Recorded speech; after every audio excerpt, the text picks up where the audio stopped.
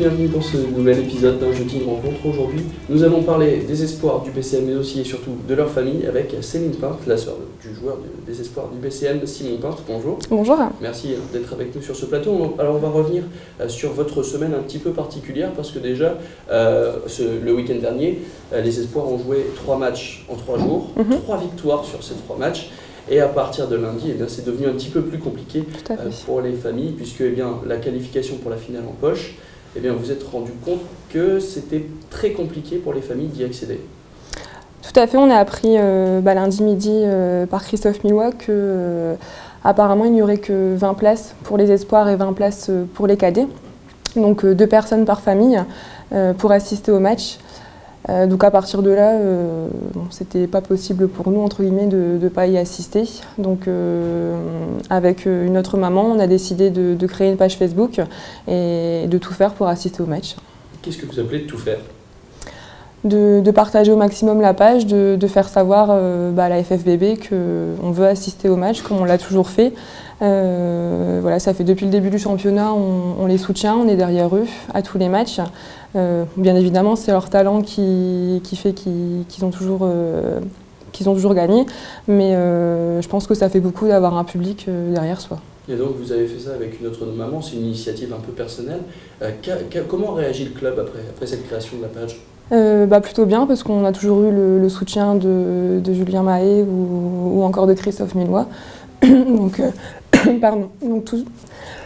en restant toujours correct, entre guillemets, ils nous ont toujours soutenus et on veut juste sensibiliser la FFBB qu'on veut participer à cette finale, comme on l'a fait l'année passée.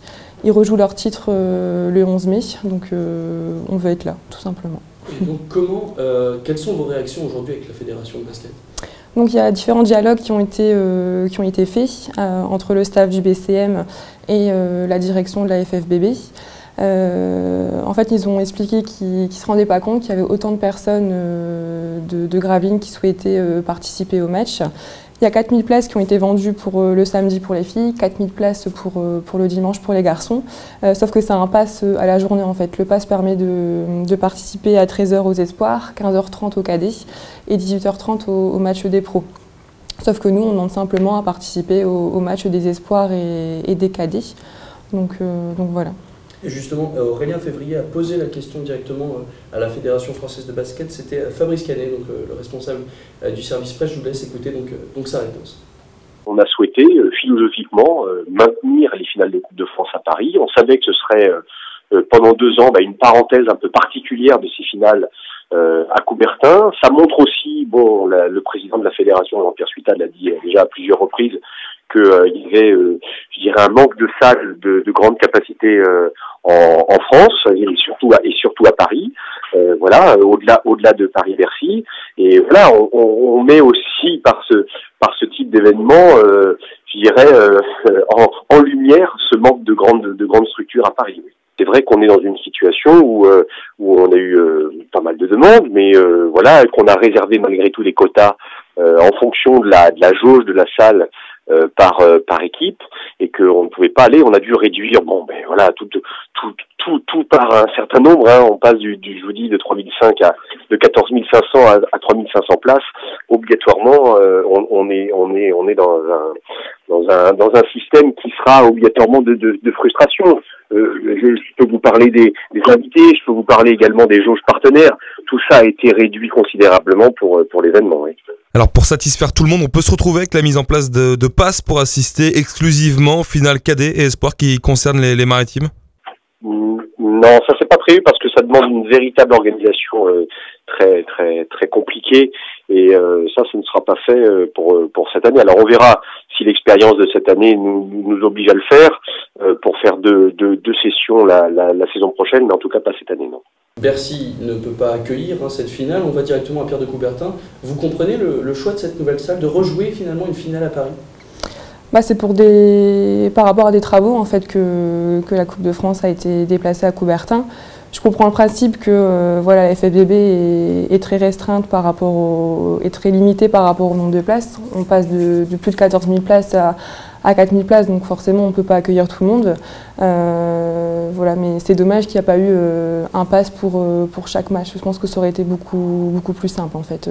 C'est plus compliqué quand même au niveau de l'organisation, un pass pour chaque match, il faudrait revider la salle pour repermettre aux autres personnes de rentrer.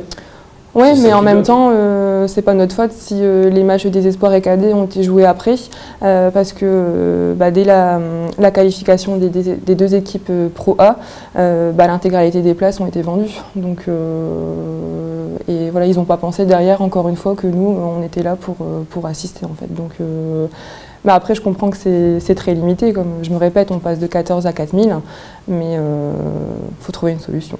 Mais c'est justement ce que disait Christophe Millois, le responsable du directeur de centre de formation, qu'il était déçu justement de ne pas avoir pu être prévenu un peu plus tôt. Je vous laisse d'ailleurs écouter aussi sa réaction. C'était mardi au micro d'Aurélien Février. On a appris un peu tard tout ça. Je pense que si on avait été prévenu un petit peu avant, ça aurait peut-être été un peu plus sympa, qu'on puisse anticiper et demander aux gens d'acheter les places bien avant. Nous, on ne pouvait pas le faire avant dans la mesure où les compétitions se terminaient ce dimanche. Donc voilà, après, on va tout faire pour essayer d'arranger au mieux et de faire le mieux possible pour ces gens qui ont envie de nous suivre. Voilà, on réfléchit même peut-être à voir si on peut retransmettre les matchs ou des choses comme ça. Ça pourrait être peut-être une solution. Voilà, on essaie de trouver des solutions plus vite et au mieux pour contenter tout le monde. Il y a quand même du public qui est là. Le fait qu'on joue plus tôt, que ce soit salle ouverte à tout le monde, ça a permis de créer un vrai public régulier. Et ces gens-là ont envie de participer à l'aventure et jusqu'au bout. Donc c'est quelque chose qui pourrait vraiment... peut-être leur donner une satisfaction d'aller sur Paris, de vivre cet instant. On l'a vu les dernières avec beaucoup d'enthousiasme et puis une équipe, bon, c'est sûr que c'est toujours plaisant de jouer devant une partie de son public et de sortir soutenu jusqu'au bout. Parce que là, le risque, c'est que la salle soit vide, que les gens viennent seulement pour... Le problème, c'est ça, c'est que le système de vente fait que les billets ont été vendus donc pour les 3 matchs, à savoir que le premier est à 13h, le second à 15h30 et le dernier à 18h30. Donc les gens ont acheté des passes pour la journée et au risque de d'avoir une salle qui est quasiment vide où les gens font d'autres choses avant, ou viennent en cours de route, et puis ils vont pas forcément suivre telle ou telle équipe, quoi. Une équipe du Sud ou une équipe du Nord, voilà, ils sont un peu neutres et que sur le plan de l'ambiance, c'est pas forcément ce que nous on aime ici, on va dire, sur Gravelines. Donc là, on est jeudi. On en est où de cette relation, on va dire, de cette négociation, voire plus avec la fédération? On est censé avoir une réponse aujourd'hui ou demain maximum sur l'effort que peut être fait de la part de la FFVB et les tarifs qui seront appliqués en fait par rapport aux places. Parce que il y a un prix global pour les 3 matchs et nous on demande à assister à 2 matchs. Donc il y a toute une négociation qui est faite par rapport au staff du BCM. Voilà. Bien évidemment, tout ce qui sera donné, on le prendra. Et dans l'idéal, il vous faut combien de places? J'ai commencé une préinscription, entre guillemets, via le site Facebook. On est déjà à plus d'une 50aine de personnes, mais bon, il y a encore toutes les familles des joueurs qui n'ont pas répondu, donc on serait facilement à 150-200 personnes minimum. L'année passée, on était près de 200, sachant qu'il n'y avait que les espoirs qui ont joué. Cette année, il y a les cadets, donc 200 personnes, je pense que ça serait pas trop. Donc dans l'idéal, on vous donne ces 200 places, on vous les donne, c'est un bien grand mot. Oui. Donc comment ça se passe ce déplacement? On part, il y aura sans doute un bus qui va partir de Gravelines, un autre qui va partir de Lille. Il y a également des places individuelles qui vont être vendues sans transport, parce qu'il y a des familles qui se déplacent directement en fait, à Coubertin. Et puis comment ça se passe, voilà, on met l'ambiance dès le départ du bus parce qu'on est pressé de retrouver nos joueurs et on est pressé de les encourager. Donc, et si on ne fait pas partie des familles des joueurs, on peut quand même essayer de participer à cet événement, à ce déplacement? Oui, tout à fait. Mais bon, il y aura, en fonction du nombre de places, il y aura forcément voilà, une priorité aux familles proches. Et après, s'il reste des places, bien évidemment, les supporters pourront assister. Mais ça se sous réserve qu'il y en ait, bien sûr. Mais si jamais il en reste, comment on peut le savoir? Donc il y aura un formulaire d'inscription qui a été établi. Donc il y aura soit la possibilité de s'inscrire en ligne, soit la possibilité de s'inscrire directement au BCM à Gravelines. Donc moi, de par le de par Facebook, je vais pouvoir envoyer les formulaires en fait, aux personnes qui le souhaitent.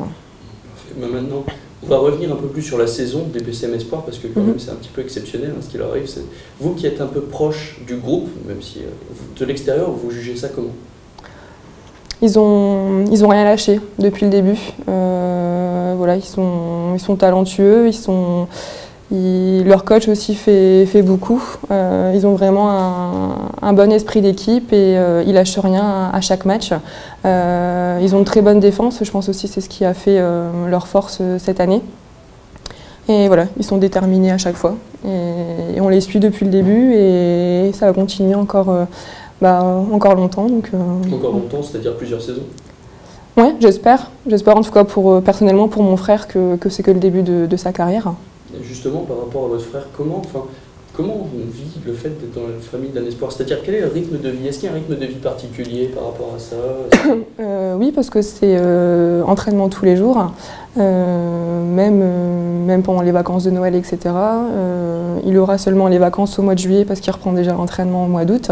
Donc oui, c'est un rythme de vie, mais je pense que sans basket, il ne serait rien. Donc ça fait partie de lui et ça fait partie de la famille aujourd'hui parce qu'on sait que tous les week-ends, il y a soit le match à aller voir à Gravelines, il y a soit le match à suivre sur le site de LNB. Donc, Et du coup, c'est la famille qui le soutient, c'est quoi? Vous êtes plutôt unis autour du basket finalement? Ouais, moi, je suis sa plus fidèle supportrice, je dirais. Et ouais, très fière de mon frère, mais également de toute l'équipe et de leur encadrement. Parfait. Donc, merci beaucoup Céline Pinte d'être venue sur notre plateau aujourd'hui pour nous Merci parler à vous. de votre combat, on va dire, pour obtenir les places, pour pouvoir soutenir votre frère et aussi toutes les équipes donc, des espoirs et des cadets qui sont qualifiés. Tout à fait. Au final, ce sera donc le 11 mai à la salle Pierre de Coubertin. Et quant à nous, on se retrouve la semaine prochaine pour un jeudi de rencontre. Très bonne semaine à tous.